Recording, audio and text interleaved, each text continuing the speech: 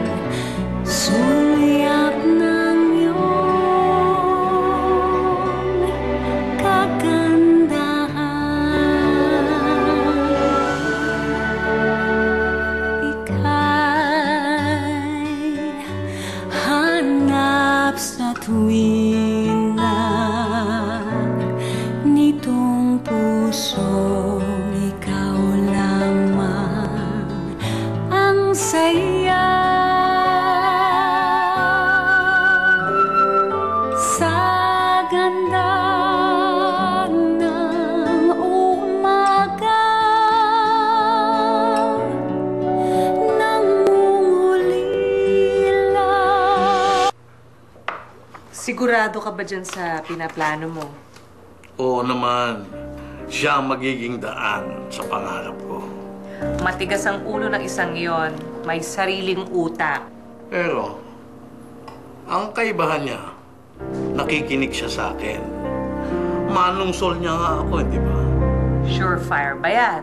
Sigurado, sigurado. Marami na akong natulungang kandidato sa iba't ibang posisyon. Ang lakas ng kutob ko, landslide sa pagka-presidente ito si Juan.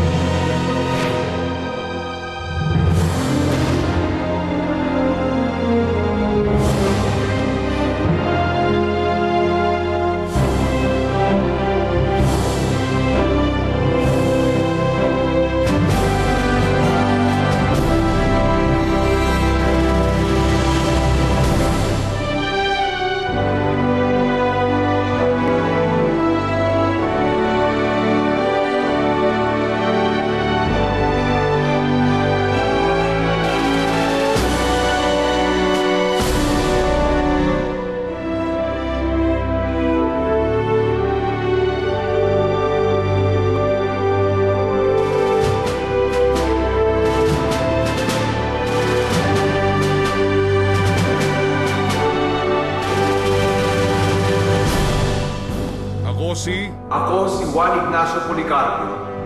Ay mataimtim na nanunumpa. Natutuparin ko ng buong katapatan at sigasig. Ang aking mga tungkulin bilang Pangulo ng Pilipinas.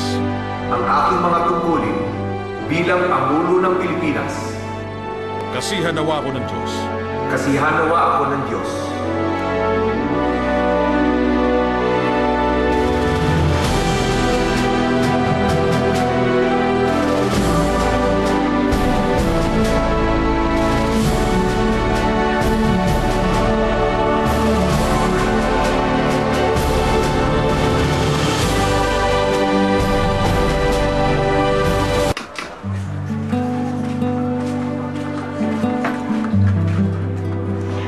Gwapo talaga ni Jo Marie.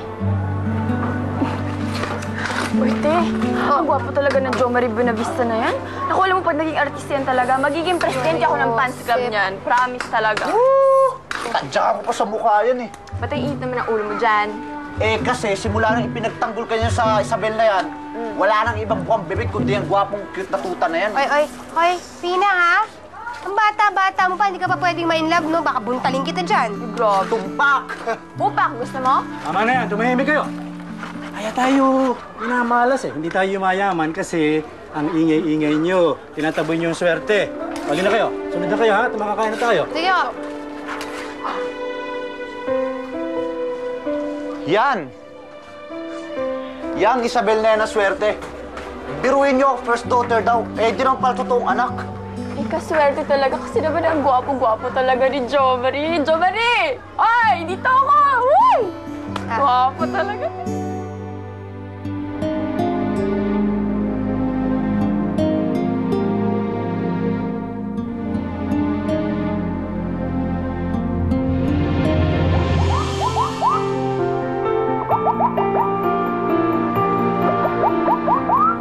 We are live at the Palace at ang napapanood ninyo ay ang pagdating ng ating bagong halal na Pangulo ng Pilipinas sa kanilang bagong tahanan.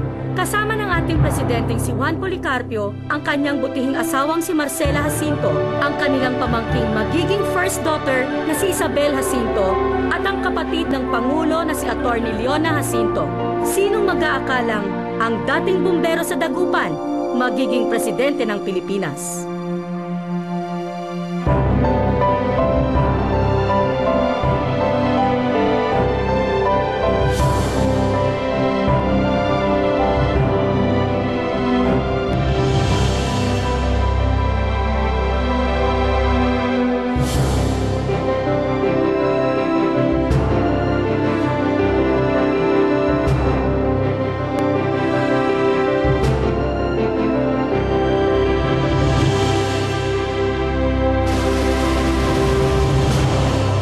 Nire-review na ng komite yung kaso mo. Pag napirma ng presidente, makakalaya ka. Te, may good news ako. Ano? Pumasa ako sa State University. Ayun o yung letter. Halos lahat pala na naging presidente ng Pilipinas ay nag-graduate sa State University. The most powerful man in the country. Wala kang gugustuhin na hindi mo makukuha. Naku, kuya. Kailangan ko siya maging ka-close, no? Ako, hindi ko na talaga ito palalampasin. At isa pa, sasabihin ko sa kanya, nagkakilala na kami dati. I'm sure magiging best friend ko yun.